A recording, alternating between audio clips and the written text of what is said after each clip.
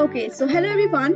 Routing wellness organization में हमने career counselling की शुरुआत की थी और उसके अंडर में हम अलग अलग फील्ड के बारे में इंफॉर्मेशन कलेक्ट करके आप तक पहुंचाने की कोशिश कर रहे हैं। So welcome to the next episode. So hello Anushma ma'am, please introduce yourself to the viewers. Hi, Shijamya. First of all, I would like to congratulate you for, creating a platform called Rooting Wellness Organization Foundation so that you can help the students who are living in tier 2 and tier 3 cities because हमारा जब time था, then we needed, the guidance on career options or to even think about doing something from the basics like from hmm. engineering, from doctor. If you want to do or try something new, hmm. we didn't have anyone to go for or to, seek out help from. So I'm actually very inspired and I would like to congratulate you and your, friend for creating a platform for these youth. As Shri Jamya, told you all that I am Anushma. I am an architect by profession and I've been practicing since 2018. So I have a work experience of almost 5 years now. And just like you all, I also did my schooling from a very small town called Lakhimpur Kheri, a school called St. Don Bosco College. So I did my 10th and 12th standards क्योंकि उनका सबसे ज़्यादा weightage होता है in Indian education system. सो मेरे दोनों वो जो प्रोमिनेंट स्कूल के क्लासेस थे मैंने वो लखीमपुर खीरी से किए थे एंड या दैट्स ऑल. ओके सो आपके एकेडमिक जर्नी क्या थी? जैसे 11th 12th आपने किया, फिर उसके बाद कैसे आप आगे गई, फिर आपने क्या क्या किया और किस तरीके से आपने अपनी फील्ड को परस्यू किया?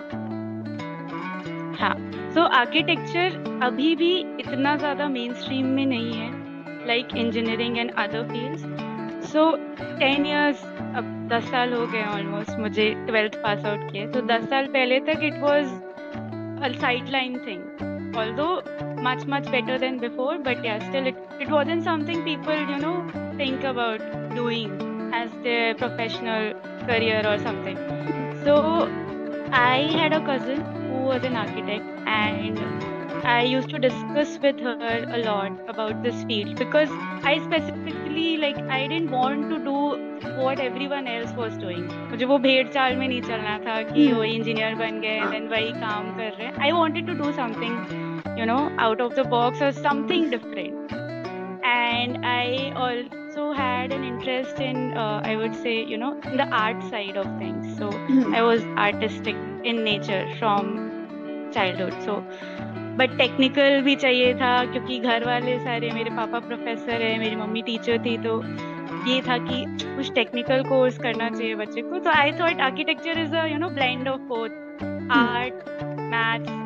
It's a good course if you want to do that. And the best part of choosing this profession was it's a professional thing. So just like being a doctor, if anytime you can start your own practice, so you don't absolutely. need a job as such. You hmm. can create a job for your, own self by creating a firm, establishing it. Although time लगता है, but in future you can do something of your own.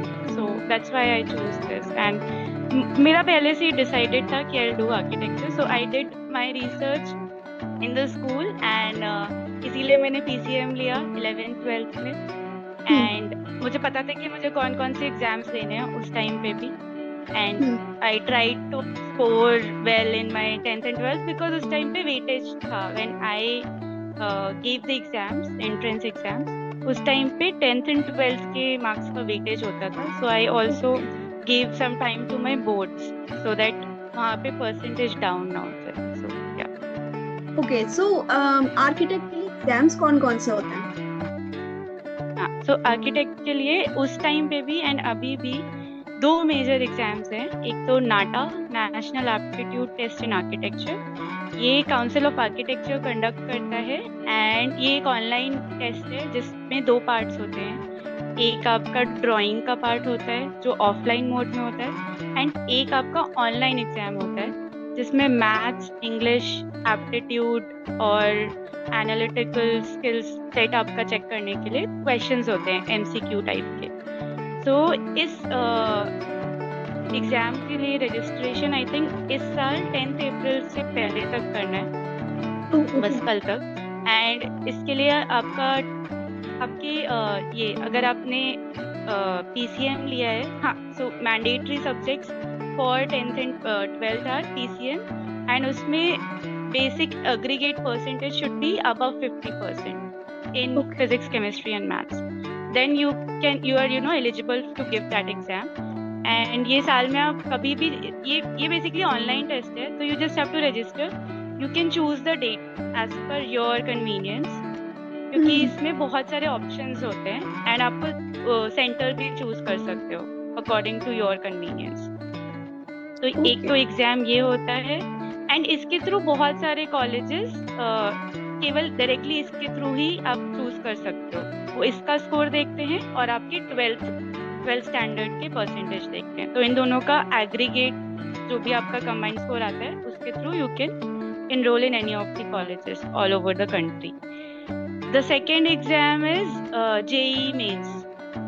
So JEE Mains आपको पता होगा कि usually engineer जो भी engineering के लिए ऑप्ट करते हैं वो देते हैं, बट उसमें 2 पेपर होते हैं। बहुत सारे लोगों को नहीं पता होगा। Paper 1 is specifically for engineering, paper 2 is for architecture, and there is one more stream related to architecture called planning, bachelor's of planning. So वो दोनों जो भी स्टूडेंट्स करना चाहते हैं, अगर वो एस्पायर कर रहे हैं to seek those professional careers, तो वो पेपर 2 दे सकते हैं जेईई मेंस का, स्पेसिफिकली फॉर दोज 2 ब्रांचेस।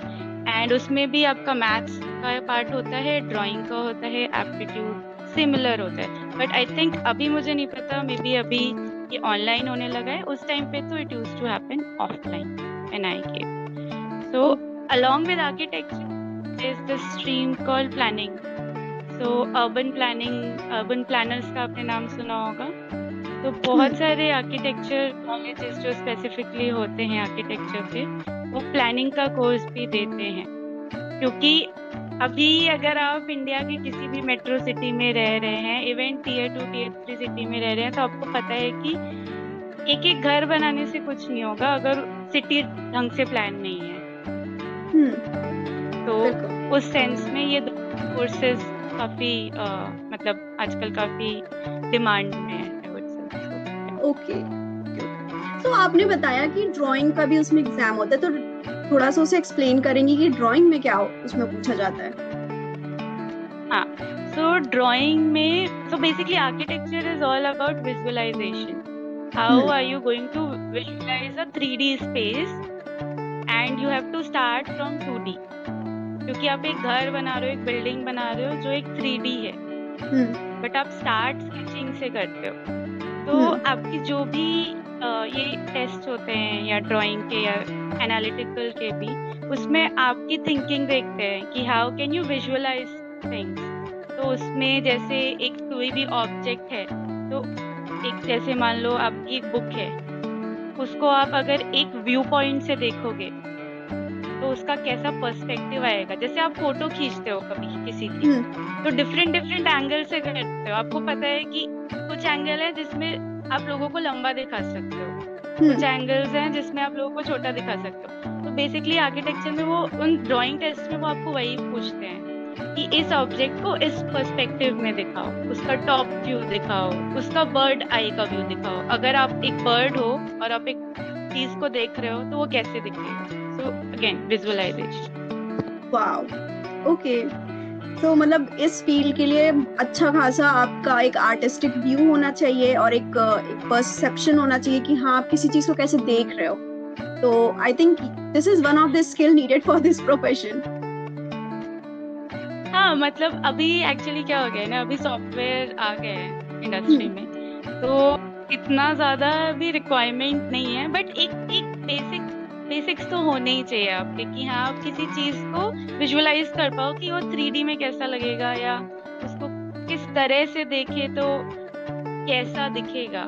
सो या ऑल्दो बहुत ग्रेट स्किल्स नहीं चाहिए, क्योंकि मैं खुद भी बहुत अच्छी स्केचिंग नहीं करती हूँ, बट वो टेक्निकलिटीज होनी चाहिए. It's more of a technical drawing than artistic.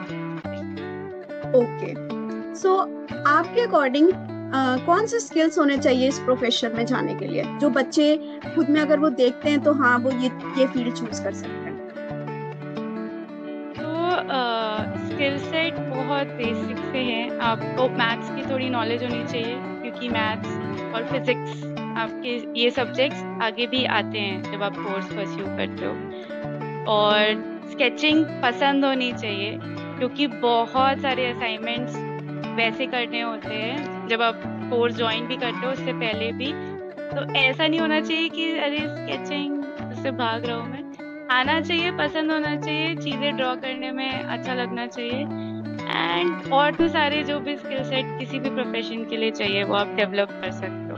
And अभी इस टाइम में आर्किटेक्चर करके आपका बेसिकली चीज़ों को देखने का नज़रिया चेंज हो जाता है.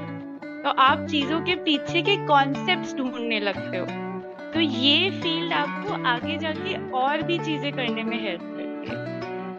और केवल आर्किटेक्चर का मतलब ये नहीं है कि आप जाके बिल्डिंग डिज़ाइन करो या कोई होटल डिज़ाइन करो या कमर्शियल. अभी बहुत सारे और भी ऑप्शंस खुल गए हैं इस फील्ड के थ्रू. जैसे मैं कुछ ऑप्शंस बताती हूँ, जैसे UI UX डिज़ाइनर्स हैं. अगर आपने आर्किटेक्चर का किया है कोर्स तो आप उसमें इजीली जा सकते हो, क्योंकि आपका जो डिज़ाइन सेंस होता है वो डेवलप हो जाता है. तो चीज़ों को देख के एक डिज़ाइन सेंस होता है. कुछ लोगों को आपको पता चल जाता है कि हाँ, वो कपड़े भी अगर वैसे पहनते हैं ना तो समझ आ जाता है कि कुछ सोचा था, ऐसे नहीं कि. तो एक सेंस ऑफ डिजाइनिंग होना चाहिए. That I would say is a required skill set. Okay, अच्छा, इस टाइम जैसे 11th-12th में बच्चे, हम लोग के टाइम में थोड़ा सा क्लियरेंस रहता था, पता नहीं कैसे, पर कुछ था कि हमें थोड़ा सा आइडिया रहता था कि हमें किस साइड जाना है. बट नाउअडेज बच्चे बहुत ज्यादा स्ट्रगल कर रहे हैं कि उन्हें कौन सा सब्जेक्ट चूज करना चाहिए, कौन सा फील्ड में जाना चाहिए. Although there are so many options, but still somehow they are struggling. या तो उनके पास ऑप्शंस उन्हें कोई बताने वाला नहीं है, या वो जान नहीं पा रहे कि उन्हें कहाँ क्या सर्च करना है. तो आप क्या रिकमेंड करेंगी उन स्टूडेंट्स को? तो अभी एक्चुअली क्या हो गया है, हमारे टाइम पे नॉलेज थी, बट अभी नॉलेज इतनी ज्यादा हो गई है कि लोगों को समझ नहीं आ रहा है उसको ले कैसे. प्रॉब्लम ये हुई है. अभी चीजें ऑनलाइन लिमिटेड सोच होती थी तब, अब बहुत ऑप्शंस अवेलेबल है. वो वही चीज है ना, अगर आपके पास 2 ड्रेसेस है तो आपको पता है इसमें से एक ही पहननी है, बट अगर आपके पास 10 ऑप्शन है तो ऑब्वियसली चूज करना डिफिकल्ट है. तो उस नॉलेज को कैसे आप मतलब डीप डाउन या I would say cut down करके कैसे अपने लिए बेनिफिशियल बना सकते हो. तो अभी एक बहुत अच्छी चीज़ है कि इंडिया में ऑनलाइन एजुकेशन आफ्टर कोविड बहुत इजीली एक्सेसिबल हो गई है, Tier 2 Tier 3 सिटीज के लिए स्पेसिफिकली. ये प्लेटफॉर्म्स लाइक अनअकैडमी, बायजूस, इस पे आपको मतलब स्पेशल टीचर्स और teachers who are in that field for so long, उनके साथ इंटरेक्ट करने का मौका मिलता है. बहुत सारी चीजें आप उन लोगों से सेशंस लेके अपने डाउट्स क्लियर कर सकते हो. अनदर थिंग इज कि आपको एक आइडिया होना चाहिए कि ठीक है, ये बहुत हमें बोला जाता है कि पढ़ाई कर लो, अच्छे मार्क्स ले आओ, फिर कॉलेज में चले जाओ, अच्छा कॉलेज ले लो, उसके बाद तुम्हें नौकरी मिल जाएगी. बट ये एक्चुअली ऐसा नहीं होता. जैसे जैसे आप कॉलेज में आते हो आपको अपने बारे में बहुत सारी चीजें पता चलती है. तो हो सकता हो अभी स्कूल के टाइम पे आपकी जो थॉट प्रोसेस है वो बहुत लिमिटेड हो, बिकॉज बहुत नैरो माइंडेड है अभी आपका जो भी करियर पाथ है या जो भी थिंकिंग है, बिकॉज आप स्कूल में पढ़ते हो और उन्हीं सेट ऑफ लोगों के साथ रहते हो. तो आई वुड से अगर आप नहीं क्लियर हो कि ये प्रोफेशन करना है, जैसे इंजीनियर नहीं बनना, डॉक्टर नहीं बनना, आर्किटेक्चर नहीं करना, तो the best thing for you to do is कि आप BCom, BSc, BA इस टाइप के कोई ग्रेजुएशन कोर्सेज ले लो. वहाँ जाके आपके पास टाइम होगा. एक तो ये छोटे कोर्सेज होते हैं, तीन साल के, उस टाइम पे क्या पता आप वो कोर्स या वो जब पढ़ाई कर रहे हो तो आपको एग्जैक्टली क्लिक कर जाए कि आपका इंटरेस्ट किस में है। बहुत केसेस में, एटलीस्ट मेरे टाइम में मैंने देखा कि लोगों ने बस ले लिए वो सब्जेक्ट्स, उनको उसमें कोई इंटरेस्ट नहीं था, but they were just doing it for the sake of कि सोसाइटल नॉर्म्स है। तो आई वुड से कि अगर नहीं समझ आ रहा है, नहीं क्लैरिटी है, तो 1 साल का ब्रेक भी ले सकते हो, ऐसा कुछ नहीं है। उस टाइम पे ऐसा लगता है कि अरे 1 साल का ब्रेक, 2 साल का ब्रेक क्या हो जाएगा, एटलीस्ट आपको एक क्लैरिटी मिल जाएगी। And before choosing the main thing you can even try things out. अभी वो ऑप्शन है, अभी वो ऑप्शन है कि आप इंटर्नशिप्स कर सकते हो बहुत जगह जहाँ पे बहुत बेसिक रिक्वायरमेंट होती है। वो सारी चीजें करके आपको एक क्लैरिटी मिलती है कि एग्जैक्टली आपको लाइफ में क्या करना है। और अभी frankly it is the best time, क्योंकि ऐसा भी हो सकता है कि आपको कोई ऐसी चीज में जाना हो या कोई ऐसा प्रोफेशन चूज करना हो जिसकी आपने शायद पढ़ाई भी ना की हो, एंड अभी इंडिया में ऐसा टाइम है कि वो करने का भी आपको ऑप्शन है पूरी तरह से। तो इतना स्ट्रेस नहीं लेना है कि 11th-12th के बाद अरे बाप रे क्या होगा, क्योंकि आई नो वो बहुत स्ट्रेसफुल टाइम होता है, हम सब ने देखा है। तो कहना इजी है क्योंकि हमने तो वो पास कर लिया है, but I would just suggest all of you कि इतना स्ट्रेस नहीं लेना, थोड़ा क्लैरिटी लो, थोड़ा लोगों से एडवाइस लो, अपनी बारे में सोचो कि तुम्हें क्या करना पसंद है, अपनी हॉबीज, अपने फ्री टाइम में अपार्ट फ्रॉम स्टडिंग, एंड उस कोर्स को लेके देन उसके आगे उसके बारे में पढ़ो कि क्या वो आपके फ्यूचर करियर अलाइनमेंट से मैच करता है कि नहीं, एंड देन उसको आप टेक अप करो। बिल्कुल। Thank you, Nishma ma'am, for giving so much of insight about architecture. मेरे लिए भी एक नया ऑप्शन था जब आपने ये फील्ड चूज किया था। आई वाज लाइक कि ओके ये ऑप्शन भी है। तो ऑफ कोर्स उस टाइम भी यही होता था, इंजीनियरिंग या फिर मेडिकल। तो आपने एक वो चीज अलग चूज की थी, तो उस टाइम एक आइडिया मिला था कि ओके ये चीज होती है, इसमें ऐसे कर सकते हैं, ऐसे कर सकते हैं। तो एक जब भी आगे फिर मुझे जो लोग भी मिले तो मैंने उन्हें भी ये चीज बताई कि हाँ ये ऑप्शन भी है। तो of course thank you so much ma'am. Thank you, Shijamya, and all the best for taking this forward. Thank you, ma'am.